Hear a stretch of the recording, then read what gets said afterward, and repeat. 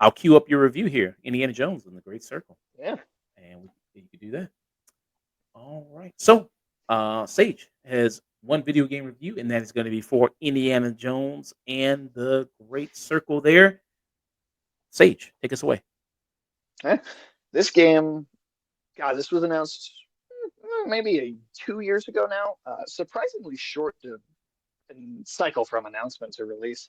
But this is by Machine Games, who very well known is behind the modern Wolfenstein franchise.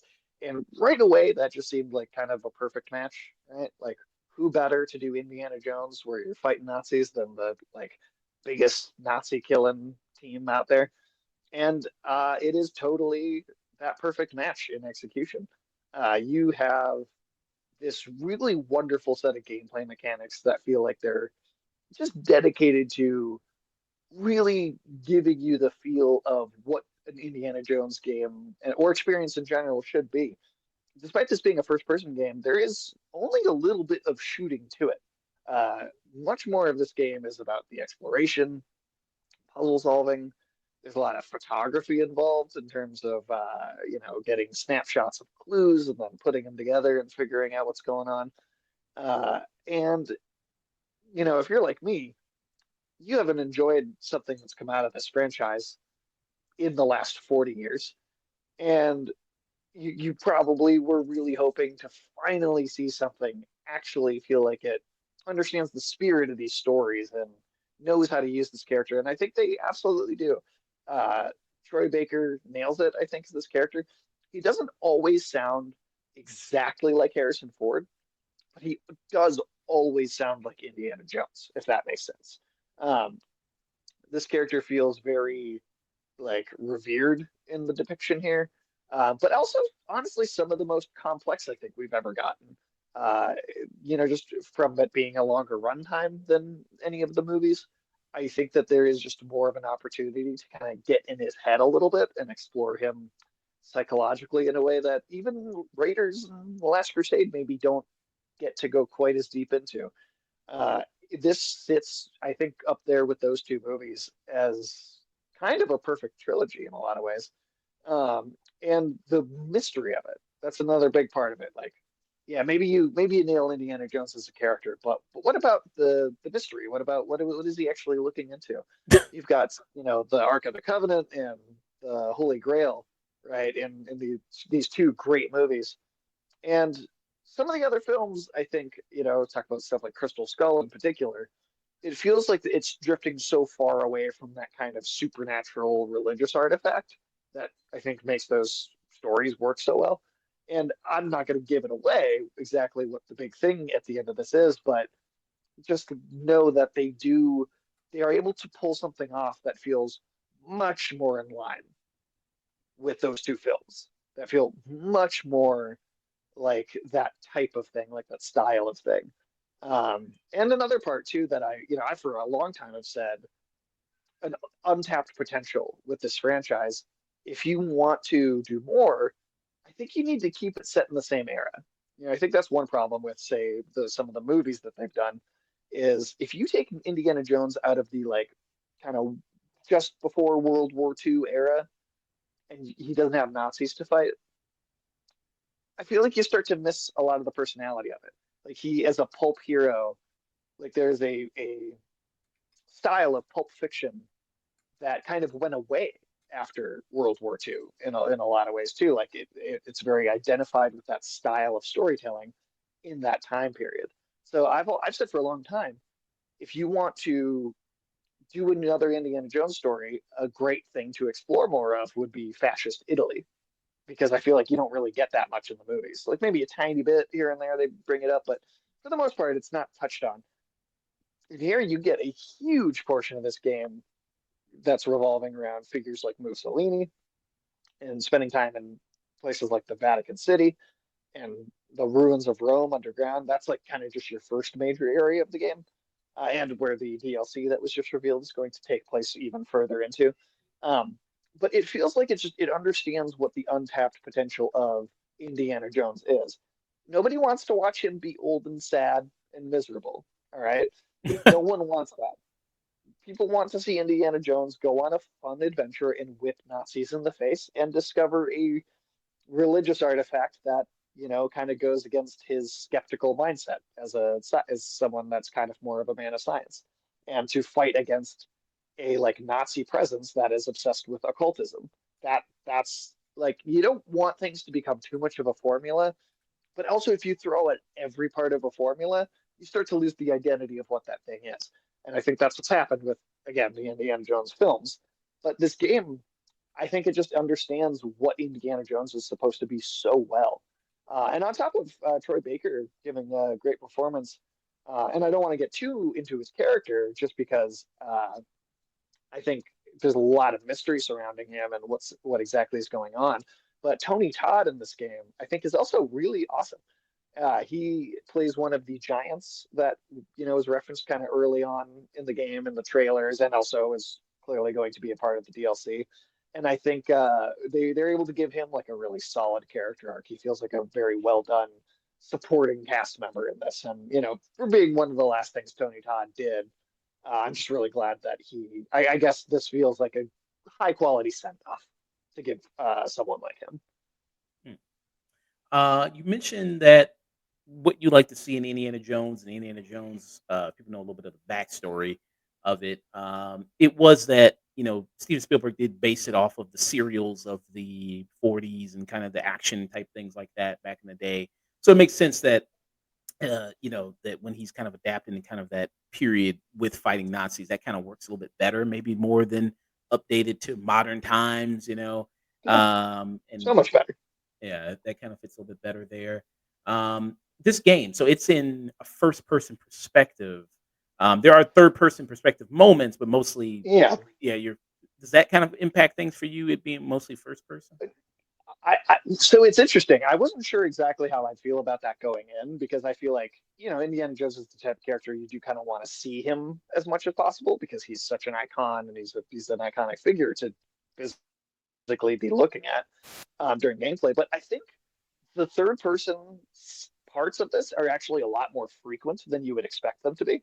Okay. And I think that he achieved a really, really good balance between the two, to where I actually still feel like I got to see Indiana Jones a lot. Let alone the cutscenes are also always right. The cutscenes are never from a first-person perspective either. Cutscenes are always you're fully kind of able to see every character in a scene. They feel like sequences in a film, and you're always getting a lot of that during that story. But anytime you're swinging from your whip, it's third person. Anytime you're climbing a wall, it's third person. There's a lot of third person stuff in here. Like I said, more than I thought there was going to be.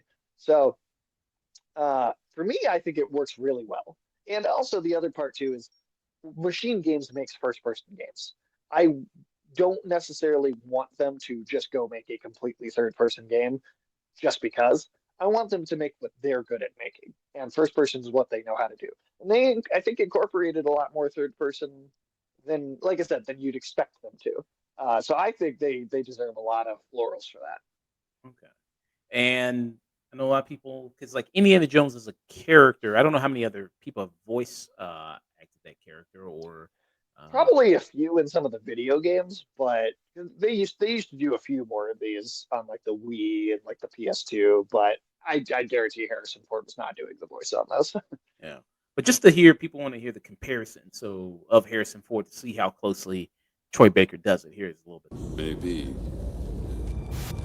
but not today. Yeah? And you ain't no nun, sweetheart. Sweetheart, after all the fun we've had together, I understand its power now. Well, I might not be a priest, but I'm pretty certain stealing is a straight no-hitter with the Ten Commandments. Not entirely certain what the rules are for a reporter. And my mother? So that's pretty, yeah, pretty spot on, really. I mean, It's a lot of times you can't even tell it's someone else, and then there are times when you can, but even when you can, it still feels like the character. This is what I mean when I say it's like maybe sometimes he doesn't 100% sound exactly like Harrison Ford, but it always believably sounds like Indiana Jones. But even then, yeah, most of the time it does sound like Harrison Ford. He really does nail it. Then I also want to mention too, I believe her name I've got here, Alessandra Mastronardi. I think I said that right. It's an Italian name. She plays Gina, who is kind of your second main character in the story. And I thought she was incredibly likable here. She's got a great personal arc that she goes through. Um, she doesn't just feel like another interchangeable kind of girlfriend character, like maybe some people would worry that could happen in a franchise like this. She's got a great personality. She gives she gives Indy a lot of shit too as they're traveling and working together. But she really does have a great personal story in this. She's looking for a family member who they kind of are unsure of whether she's been kidnapped by the Nazis or is willingly working with them or exactly what's going on. So there's a bit of a mystery there in that situation as well. But I think she comes across as very likable. She's got a lot of spunk to her. She's a great character. And it's like for anybody that's complaining about, I forget I forget her name, but the kind of the big female lead in the last film. I know a lot of people were like, it just feels like Indiana Jones is old and miserable, and you want to make a movie about this other character instead. That never happens in the game here. These characters feel like very equal. Like I think this character is very likable. She stands on her toes with Indiana Jones, and he never feels like he's being made to look like a total asshole or something just to make her come across better. Like they feed into each other and support each other as characters in a way that I think really, really works and comes to life. So she doesn't feel like another Marianne. Marianne. I actually think she's a better character than Marianne ever was, Okay, if I'm being honest. gotcha. Okay. I would say this is probably the best female lead in any of the Indiana Jones stories. So in that way, I like it. I like her character more than parts of even Raiders and Last Crusade. Okay. What about when Kate Blanchett was a Nazi in Kingdom of the Crystal Skull? She wasn't good female lead. No.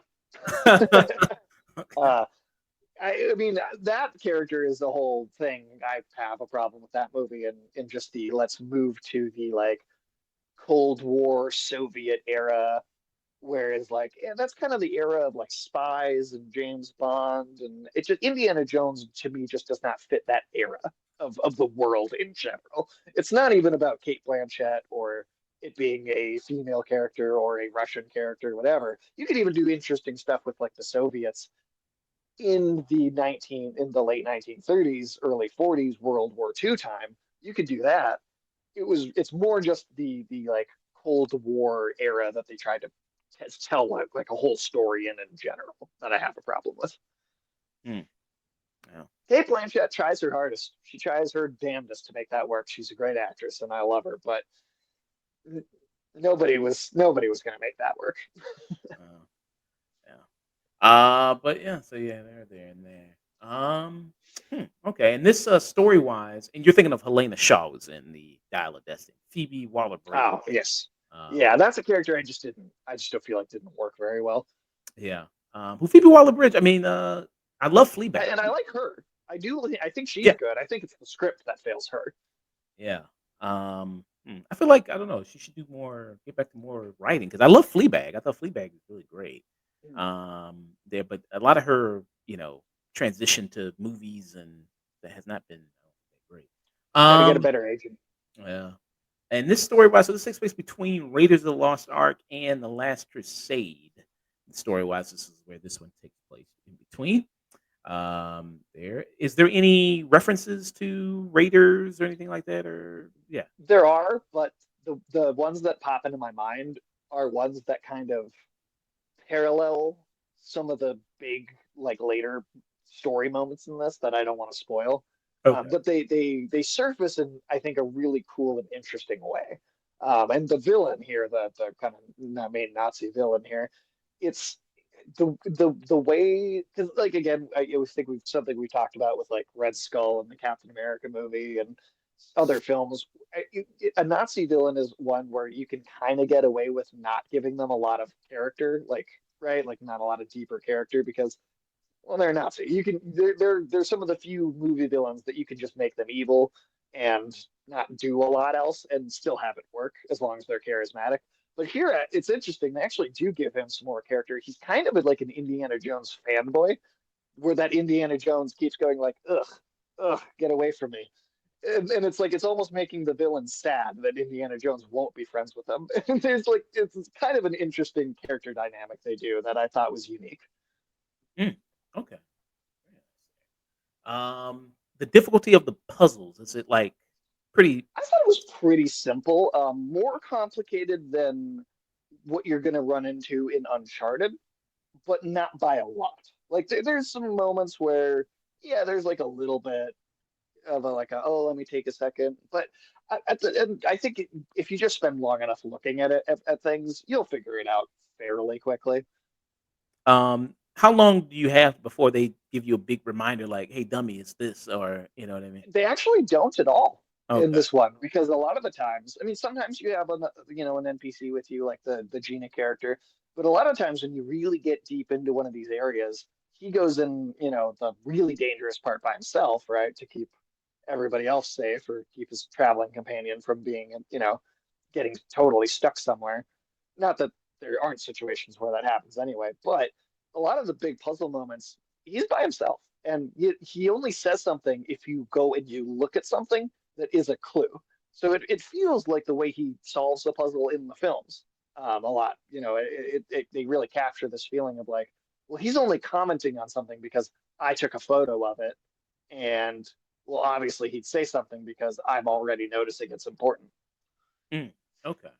And the difficulty of the game overall, what I found it to be pretty easy. I maybe died at once or twice in some of the stealth sections.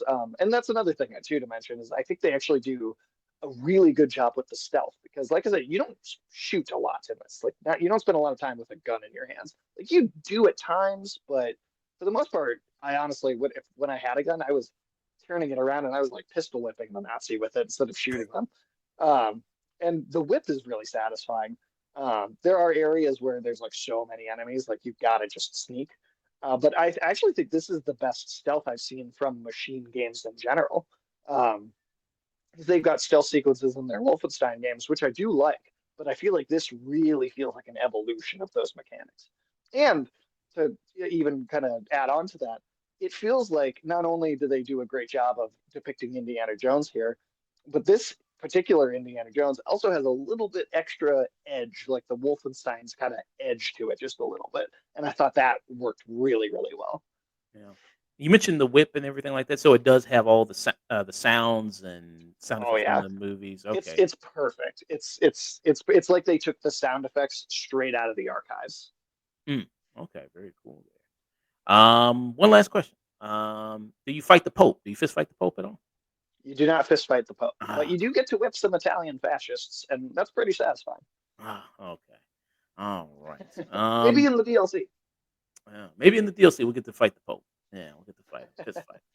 Well, it's Um, actually interesting because of the real history behind what was going on at the moment. The Pope I is speak actually, complete. I forget oh, if he's dead or if he's just sick, but other people in the church have kind of taken control of the Vatican and allied themselves with Mussolini. And that's a real piece of history that informs what's going on in that part of the world when you're there in the game. So that's something that's also really great is just like the original films, they take place at a particular moment in time, so details of the real world bleed into things in a way that's really cool. hmm, okay, cool, very nice. And you played this on the PlayStation 5? Yes, I did. I waited. I had to wait until the PlayStation version came out. Mm, okay, and But that was it actually is funny enough. It runs smoother than the Xbox version. mm. Okay. So a nice smooth version. So you had no issues, no glitches, no anything with that with the PS5 version. Not even one. And I even went and watched some videos of other people that were comparing the performances side by side, and it is actually a smoother, more consistent frame rate on the PlayStation. Mm, okay. Very cool. So what will be your final thoughts and rating for Indiana Jones and the Great Circle? And I got to say, this game feels pretty special. Indiana Jones, I think, is a franchise that's been mistreated for about 40 straight years and has just never really lived up to its classic days. And somehow Machine Games was able to just make everybody look like they weren't trying that hard. I think they nailed it. This feels like it could have been another film that released in the 80s with how it handles its story. In some ways, it gets even deeper into him as a character. I think this is like if like this makes a real Indiana Jones trilogy to me. Like I don't hate Temple of Doom, but it's not nearly as good as Raiders or Last Crusade. I don't think. This is. I think this is right up there with those two films. And yeah, I'd give it this is cinema. I mean, this is something that, especially if like you're older and you're older, you do play games, and you remember when those movies were coming out. I think this is definitely a this is cinema for someone like that because it feels like they actually managed to capture nostalgia in a good way and do this justice. And something I never honestly kind of thought was never going to happen again.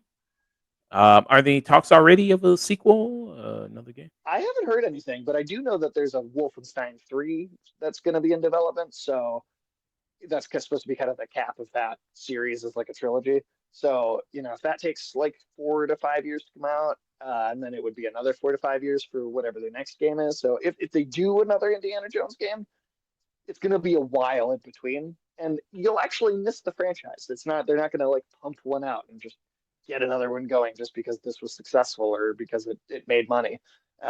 There'll actually be like a big gap in time. And with how well they did, I mean, I would completely trust them to do another one. Awesome. So this is cinema from Sage for Indiana Jones and the Great Circle. If you're a big Indiana Jones fan, you might Big like Indiana this. Jones fan. You would definitely probably like this. Awesome.